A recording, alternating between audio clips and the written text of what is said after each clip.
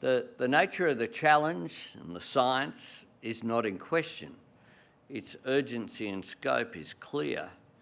The question is our ability, but importantly as well, our appetite to seize the opportunities that it contains and to shape them in our common interests. As Prime Minister, I'm committed to renewing Australia's standing in our region. This work is underway, demonstrating our government's commitment that each action that we take, each policy that we pursue in this space will be driven by a larger vision of our shared future, a future with new, clean energy industries and jobs as its foundation, powered by renewable energy produced in Australia. I see Australia as a renewable energy superpower. This is indeed a new day. It is a new era. We need to act, and my government will act. We will lay a new foundation for sustainable growth and prosperity, a foundation that will move us from the era of inaction and delay to one where we create new jobs, new industries and drive down emissions. We have indeed already submitted our more ambitious 2030 NDC of 43%, up from the previous 26 to 28%. That will mean that renewables are 82% of the national energy market by 2030. The good news is that the modelling shows we'll create 604,000 new jobs while we're doing it.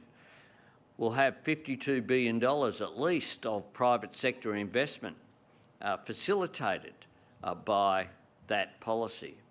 We'll accelerate the decarbonisation of our electricity grid. We'll allocate up to $3 billion for existing industries to adapt and new industries to grow in areas such as batteries and energy storage, clean energy component manufacturing, hydrogen electrolysers and fuel switching.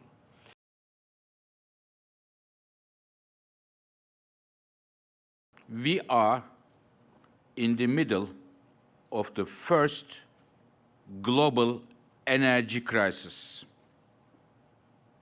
The world has never witnessed such a major energy crisis in terms of its depth and its complexity. It is interwoven by many factors, including the geopolitics. In the 70s, we had only an oil crisis. And now we have oil, natural gas, coal, electricity prices. They are all going up off the roof. Why? Very simple. Russia, the country that invaded Ukraine, as of 24th of February, Russia was the #1 oil exporter of the world, #1 natural gas exporter of the world, a major player in the coal markets. And as a result, we are seeing that the entire energy system is going through a crisis.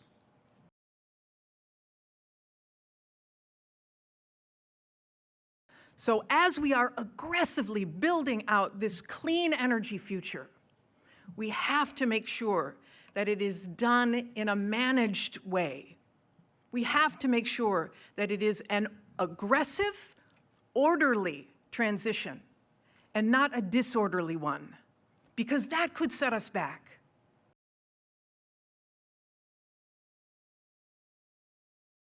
Asia and the Pacific is now responsible for 50%, actually more than 50% of global greenhouse gas emissions. The impacts of climate change are worsening, especially for small island nations and the most vulnerable populations. The battle against climate change will be won or lost in Asia and the Pacific.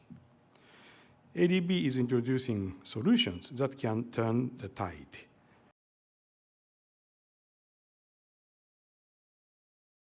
How can we take that hope? How can we take that energy? How can we take that, indeed, technical base, which many of we're getting from North America, and get it into your industry so they know it's a great economic choice, but also very ethical, moral, practical choice to go green. And you, as the industrial might of the world and who we look up to, how can you drive it into North America? Well, thanks for that. I mean, wish we could clone you and put you all over the world to deliver the message as an industrialist about the importance of this and the opportunity. I often cite the fact that by 2030, this is going to be a $23 trillion global market for the products that will reduce greenhouse gas emissions, all of them. The reason why I'm not investing in oil, coal or gas is not because I'm an overnight greenie. It is because as a business person, I want to protect my balance sheet. My P&L isn't going to stop and start in 10 or 15 years' time, but it could be smashed if I risk that balance sheet right now on oil, coal and gas.